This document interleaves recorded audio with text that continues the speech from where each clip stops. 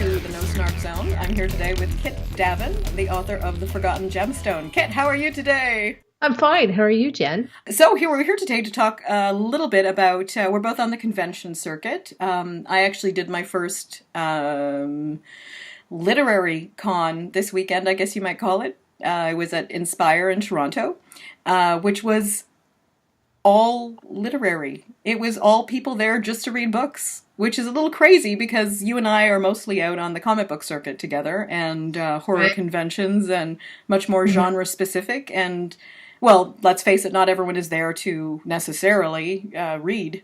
Or No, if they're no. reading, they might be reading comic books or... Or they might be there like just for the movies. Remember Shock Stock? It was really more about the movies. Right, And a lot of people who watch movies don't necessarily read. that's Yeah. true.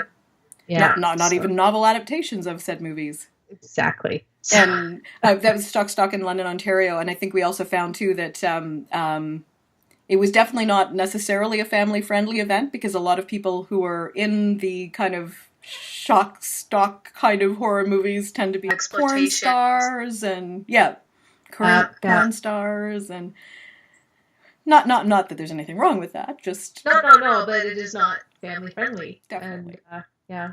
So I know that my favorite part of that particular convention this year was more of the circus side of things. I loved that Sinister Labs was there, and I laid on a bed of nails. I got whipped. It was Didn't you win awesome. a prize for that? I did win a prize and never got a chance to cash in on it. We've just been Oh, so busy, but we won a fire show, like a the guys that do the fire, like the all the fire flame. performances. That's Yeah, and amazing. just words of just suddenly disappeared from my lips here. So, Well, that's because you're on the spot. That's happens. but yeah, it was a lot of fun that way. But I think from a professional standpoint, until I get actually a body of work that is horror related, I don't see uh, going back there again Right. next year. Maybe the year after I'll have some product to push, but until then, I don't know. Again, it's a movie geared uh, convention. Right. It when it advertises, it actually advertises for a VHS swap. Right. Which So is you can kind of bring in your amazing. VHS and yeah, Well, yeah. there's a guy who had tons of betas there too, so I mean, we Oh, were. Yeah, I know. I I missed know. those. I think my parents still have their beta machine, and I'm pretty sure it still works. Those things were built like tanks. Like you never had Yeah, problems with your beta machines. no, just the VHS. But you Yeah. actually do have a couple of horror short stories, and is your I know they're leading up to a collection of like an anthology of short fiction. Are they all going to be kind of in the horror vein? These ones? Oh yeah, that particular collection, yeah, it will be. They'll all be horror. The angle is that all the characters will be female, and there'll be a blurred line between whether they're antagonists or protagonists in the story. So they might be one and Cool. become the other, and sometimes you won't really know until the end where they stand in the story. Well, So I read your story, The Cannibal's Cookbook, just recently. Did I get the handbook, title right? Handbook. Campbell's Yes, handbook, I knew that. yes, Yes, Cannibal's yeah, Cookbook is a little too on the nose, I think. yeah. Um, but the woman who's the hero, who's the, I mean, at least the protagonist. I wasn't can't really call her a heroine, but by the end of that story, you're almost wondering if you're actually trying to judge her by standards of morality that don't exist anymore. Yeah, yeah. And yeah, it's a fascinating read. I really highly recommend that. Is that just going to be available for now when people see you at conventions? Just the short story Yeah. format for now, yeah. And I have this elaborate promotion plan for when the anthology does come out. If people can actually show that they bought one Oh of yeah. those books, like one or the other or both, and then I will give them a discount on the Oh, anthology. that's great. So it's like saving Yeah, up box tops. yeah, exactly. Yeah. That's terrific. I like that. But that might not be till the end of next year at the rate things are going right now. So Right. Right. way off Well, schedule. writing takes its own special time.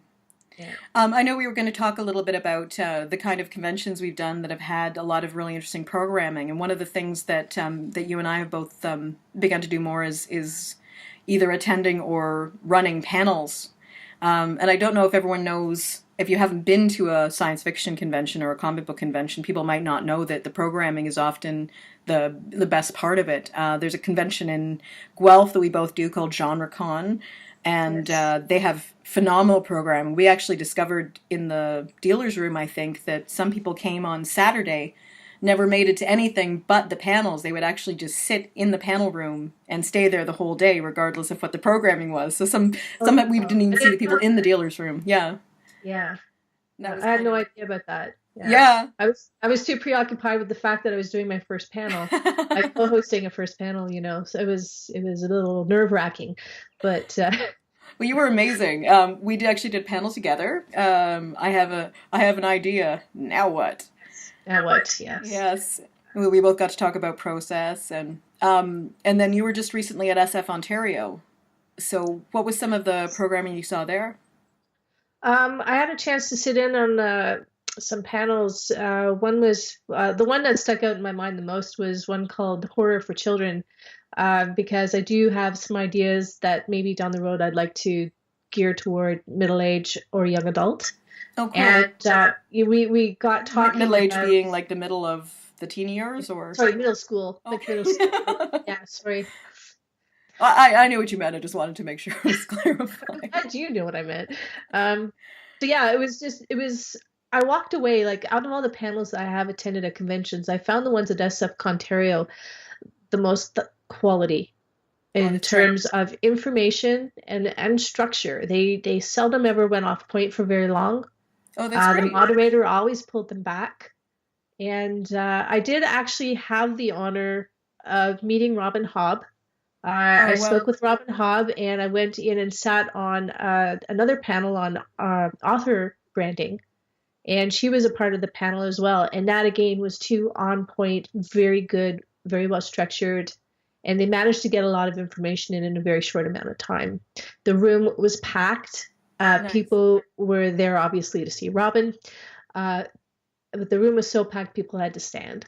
That's great. So the panels at SF Ontario, excellent. Dealer room, not so hot. Less than 10 vendors. Oh, And really? so if you're Really going small. there or considering being a vendor, um, You would encourage I them would to make the really, dealer's room bigger. yeah, they need, well, I don't know how they can based on the layout of the hotel. That's just the problem. Oh, okay. But it's something to keep in mind if you do go. I still recommend it, especially next year because they're going to be hosting the Auroras. Oh, that's great. Okay. 'Cause it is And an that's the excellent Canadian Science place. Fiction Awards? Is that? Yeah, Yeah, that's so right. for anyone, yeah, And I think as a convention for primarily networking and information gathering, SM Ontario is excellent for that. that's Uh, great. as a vendor, I don't necessarily think it's a good fit. I don't know what they can do to make it better. Now, if you were there actual readings from the various authors as well, or just panels with the authors on Yes, them? So there were yes, readings? yeah. There were readings, and I spoke with one author who we both know, Timothy Carter. Oh, yeah.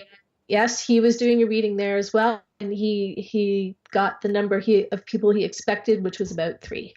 So, and he told me that readings in general don't normally get a lot of people.